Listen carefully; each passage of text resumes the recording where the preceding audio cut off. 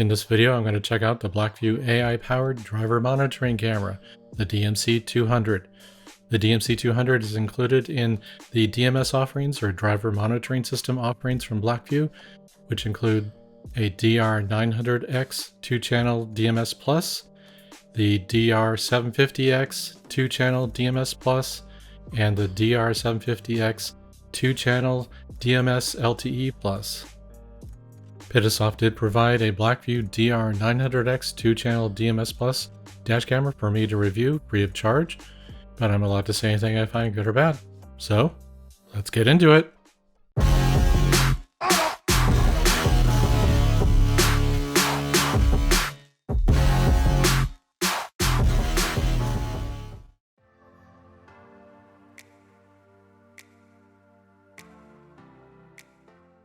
At the time that I recorded this review in May 2022, BlackVue currently offers 3 of the BlackVue 2-channel DMS Plus dash cameras. Let's start off with the BlackVue DR900X 2-channel DMS Plus. In that, you get the DR900X Plus front dash camera, which is a 4K ultra high definition front camera. The connectivity to BlackVue Cloud is possible over Wi-Fi if you have a Wi-Fi hotspot, or if you use the CM100 LTE connectivity module, which is a USB device that plugs into the front dash camera. Now let's move on to the BlackVue DR750X 2-channel DMS Plus dash camera.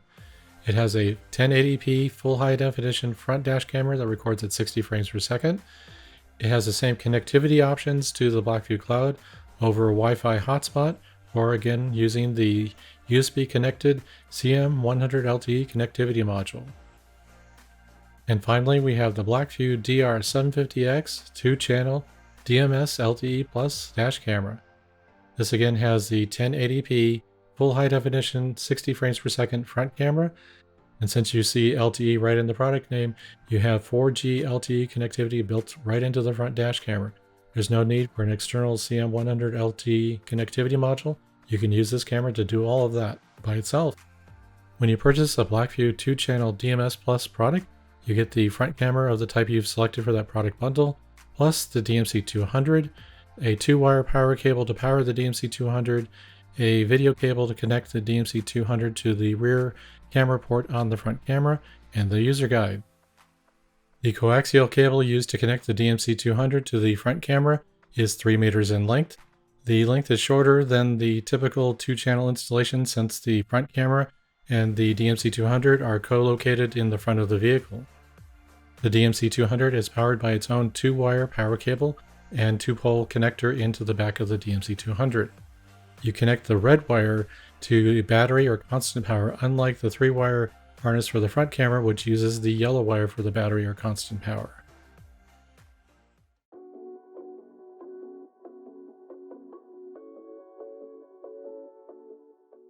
All 3 of the BlackVue 2-channel DMS Plus dash cameras include the same DMC200 interior camera. The DMC200 uses a 2.1 megapixel Sony Starvis CMOS image sensor, which gives you 1080p full high definition video, and it can record day or night. The DMC200 has 4 infrared LEDs to illuminate the passenger compartment at night, and it also includes a status LED on the left-hand side. Here's a view of the back of the DMC200. On the left side, you can see a reflection from one of the protective films on this unit. That's also the location of a proximity sensor that you can use to toggle on and off the beep sounds generated by the DMC200. In the center, we have the release button, which is used to adjust the up and down for each end of the DMC200, or if you press and hold that, you can remove the DMC200 completely from the mounting bracket. On the right, we have the video out port, and that's where the coaxial cable plugs into. And then just to the right of that, we have the DC in, which is the port that the 2-pole, 2-wire hardwiring cable for the DMC200 plugs into this unit. We're now taking a look at the BlackVue website documentation for the DMC200 installation. The bracket on the back side of the DMC200 itself can be used to rotate it up or down or either end. And also the thumb screw can be loosened to alter the up and down orientation of the DMC200. Here are the installation locations as outlined by the BlackVue documentation for the DMS camera, in this case the DMC200. The best location is identified as the one in the center directly in front of the driver. either on the dashboard or the windshield. Make sure whatever location you select, it does not violate any local vehicle codes or block your line of sight. I believe the primary purchaser of this product is a company for its fleet of vehicles, and with those type of vehicles, commercial vehicles, the windshields tend to be taller, so installing it on a windshield probably will not be a problem for those vehicles. I found that the installation of that product on the windshield in my passenger vehicle ended up blocking my line of sight, so I ended up selecting the dashboard installation location.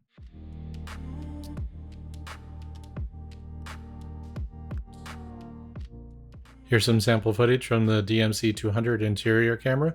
It has a diagonal view range of 115 degrees, horizontal of 95 degrees, and vertical of 49 degrees.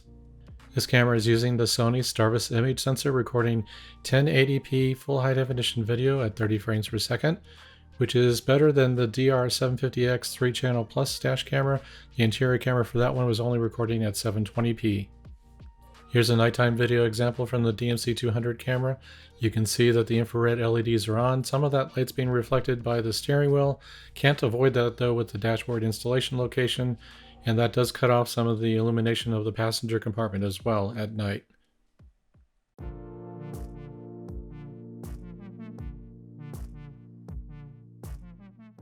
BlackVue dash cameras with rear or interior video cameras may have a small gap between the video files for those cameras. Pittasoft support has stated this is to help keep the interior and rear camera video files in sync with the front video camera video files. The file transition video gap is usually far less than 1 second. If such a file transition video gap exists in the dashcam video I use in this video, you will see a screen similar to this on the screen with either this gray background or a black background, depending if it's day or night footage. As the DMC200 powers up, the status LED will first show green for a very short period of time, then move to a blinking red as it's powering up. There's no alert tone nor notification for this particular event. Then it moves to the detection phase for the driver's face. While it's detecting the driver's face, it will be a flashing blue status color. After the DMC200 has successfully detected the driver's face, the status LED will change to a solid green. There's no audible alert presented in the vehicle, and depending on your firmware settings for the DMS configuration and the cloud settings, a driver detected notification could be generated. In this section, I'll demonstrate the DMC200 undetected event. After the DMC200 has detected the presence of the driver, and then the driver moves outside of the detection range for at least 60 seconds, the DMC200 will then generate the undetected event. The next two DMS features, drowsy and distracted, are influenced by a firmware setting in the DMS section called sensitivity. The default value is middle. Let's take a look at the three values and how they impact these two features. The drowsy feature will detect when the driver has closed their eyelids for various times based on the sensitivity setting. When set to low, it's 2 seconds. When set to middle, it's 1.5 seconds. And when set to high, it's 1 second. I'm now going to demonstrate the drowsy detection feature with the sensitivity setting set to middle. There are two levels of alerts, drowsy 1 and drowsy 2. Drowsy 1 is the level of alert presented if no recent drowsy events have been detected, and then if there's been a recent drowsy event of drowsy 1, you'll then follow up with subsequent drowsy 2 events as long as you open your eyes between each detected drowsy event. In 3, 2, 1.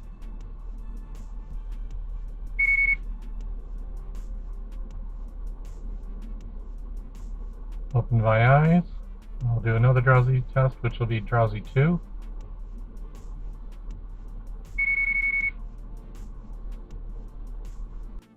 In this next section, I'll be demonstrating the drowsy 1 and drowsy 2 events at night, but please notice I do not have my glasses on. I am parked while I'm performing this demonstration for safety.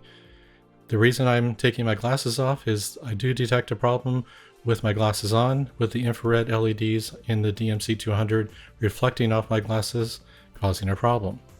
I'll also show you that the drowsy 2 event does not repeat, or even drowsy 1 does not repeat if you continuously keep your eyes closed.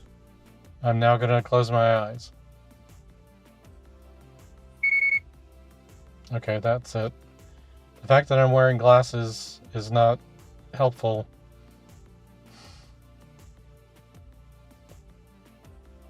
Close again. Drowsy 2. Close again, leaving them closed. Drowsy 2. It doesn't persist, except if you wait a really long time, then it seems to go and reset back to Drowsy 1.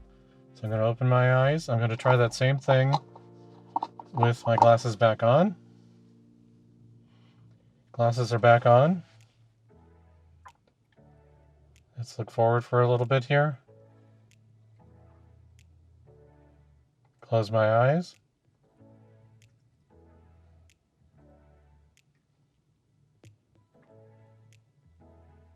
It can't see me. Can't see my eyes with my glasses on.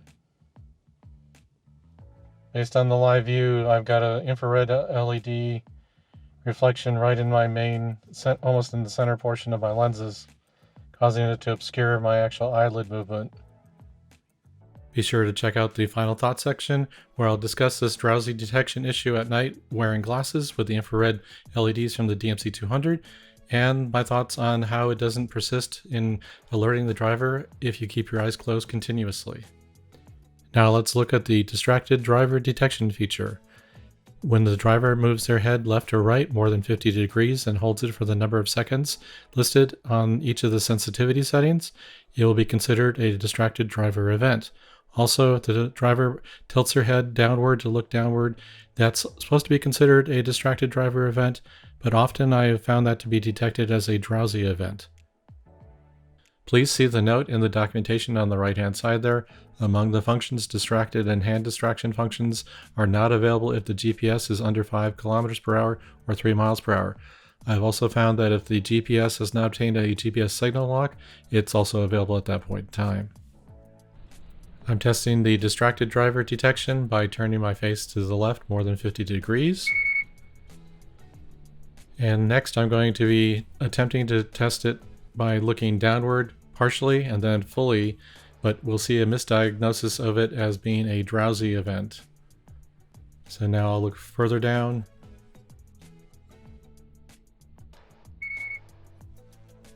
Moving on to the hand distraction function, I'm going to show the example using a cell phone.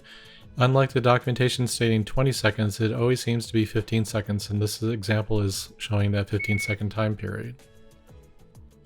If the mask function has been enabled in the firmware settings, and the driver enters the vehicle and begins driving without a mask or removes the mask while driving, the driver will be alerted to the fact that they've removed the mask and they must put it on by the alert tone. It takes about 3 to 5 seconds to detect the mask removal. And finally, we arrive at the power off function. And you may remember that the DMC200 is connected to a constant battery power supply, so you wonder, how does it turn off? Well, the communications between the DMC200 and the front camera that it's connected to, it will detect when the front camera has been powered down, and when that occurs, the DMC200 will power down.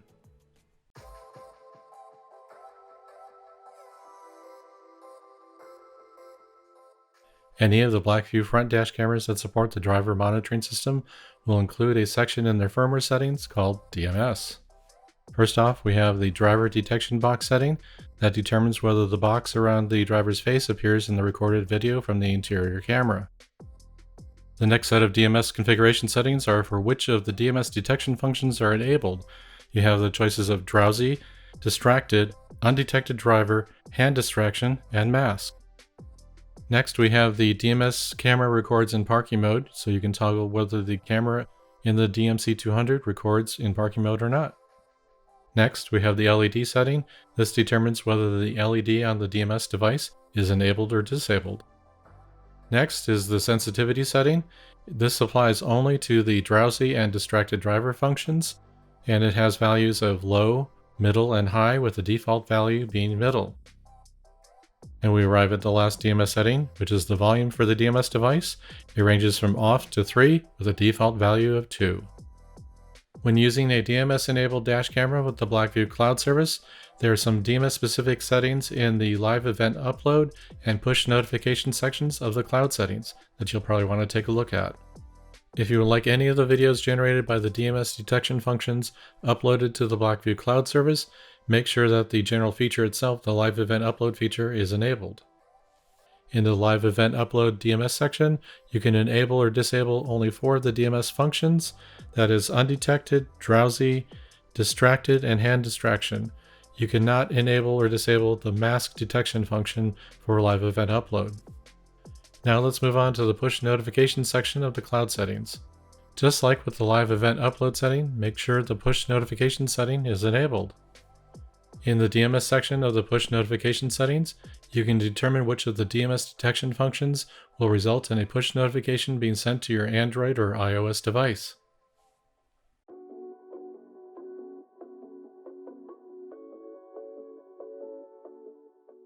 Shortly after I received the BlackVue DR900X 2-channel DMS Plus dash camera, I performed some power consumption tests, and here are the results. All milliamp values reported in this chart were with the power supply configured to provide 12.6 volts. The configuration column on the left shows the configuration of the dash camera. NR stands for normal recording and PM for parking mode. And then in there you'll see Wi-Fi, whether it was on or not, whether the GPS system had obtained a signal lock, and the DMC status, whether it was a flashing blue LED status light or a steady green status light.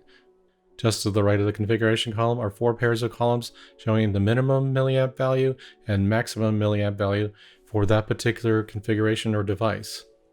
The first set of min-max milliamp values is for the DMC200 device just by itself. Then the next set of min-max milliamp values is for the front dash camera with the DMC200 powered at the same time. Then moving on to the third set of min-max milliamp values, that's the front camera with the DMC200 plus the addition of the CM100 LTE connectivity device. And then we have the last set of min-max milliamp values, and that's for the cloud live view being active. So that's the front dash camera with the DMC200 plus the CM100 LTE with an active cloud live view session. Please note that the DMC200's power consumption will vary based on whatever state it's currently in. When the LED is a flashing blue, means that it's still searching for the driver. It will tend to consume more power than if it's already detected the driver and showing a steady green color. Also, please note that when the front dash camera transitions to parking mode along with the DMC200, whatever state that the LED is showing, flashing blue or steady green, it will transition as far as the power consumption levels will still continue over into parking mode. Even though that the DMS functions are not active in parking mode, if it's still searching for the driver with a flashing blue LED color, it will consume more power in that configuration while it's in parking mode.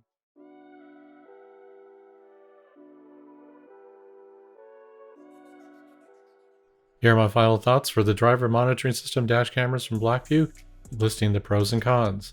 Let's start off with the pros.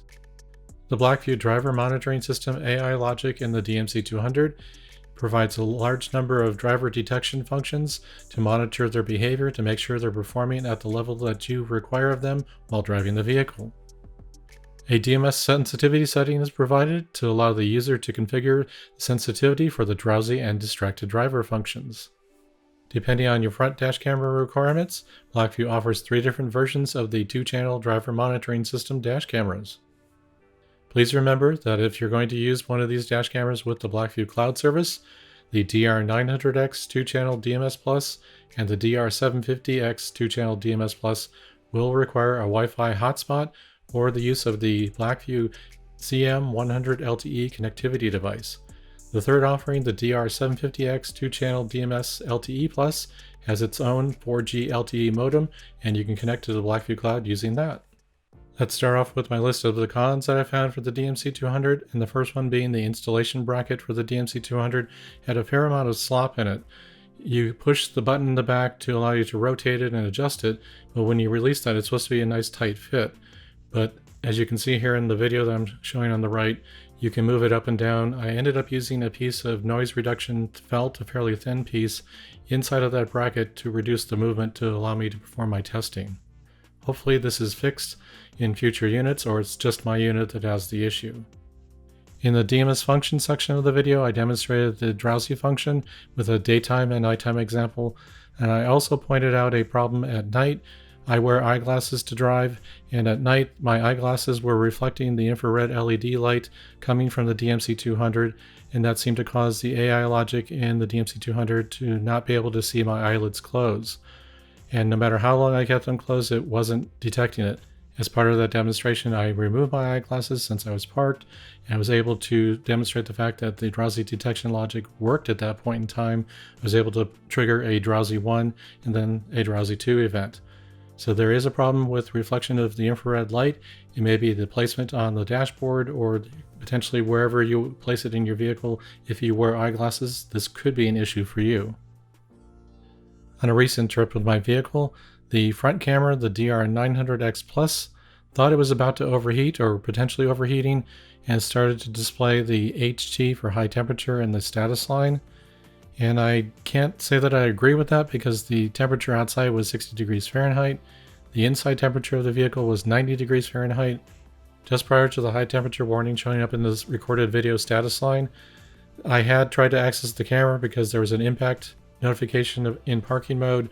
I accessed the camera through the BlackVue cloud, went and inspected the vehicle, didn't find anything wrong. Temperature seemed normal. I was in the vehicle, so I didn't see any reason for this high temperature event to be noted in the video.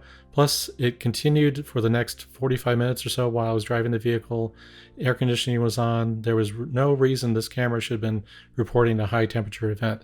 I've had several other BlackVue cameras in this vehicle, including a DR900X Plus, and never had the HT event occur in any of those other cameras in this vehicle, especially when driving in the middle of the hot summers in the Sacramento Valley where the temperatures outside are in the 110 to 120 Fahrenheit range. During the drowsy function demonstration, I mentioned the fact that if you close your eyelids and keep them closed, it does not have a repeating alert for that particular condition. If you close your eyelids, it will give you the drowsy 1 or drowsy 2 alert, depending on how many times you open and close your eyelids. But if you keep them closed, it will give you that initial drowsy 1 or drowsy 2. But if you keep them closed after that, it does not repeat. So I consider this to be a bug, and I reported it to Pittasoft support. They passed it along to their R&D department, and their R&D department's feedback was this is not a bug, but they are considering enhancing the AI logic for this particular drowsy detection to account for that in a future release of the firmware. All the items I've listed on my DMC200 cons list have been reported to Pittasoft support. Thanks for watching the entire video. If you found the video to be informative, make sure you hit that like button, subscribe to the channel if you haven't already, hit that bell notification to be notified when I upload new videos just like this one. If you found this video to be especially helpful, look right below the video. There's now a thanks button there, and you can send me some money to buy me a cup of coffee. Check out the video description section for any additional information or links that might be pertinent to this product. And if you have a question or comment, leave it down in the comment section. Again, thanks for coming to the channel and checking out the video. I'll see you in the next one.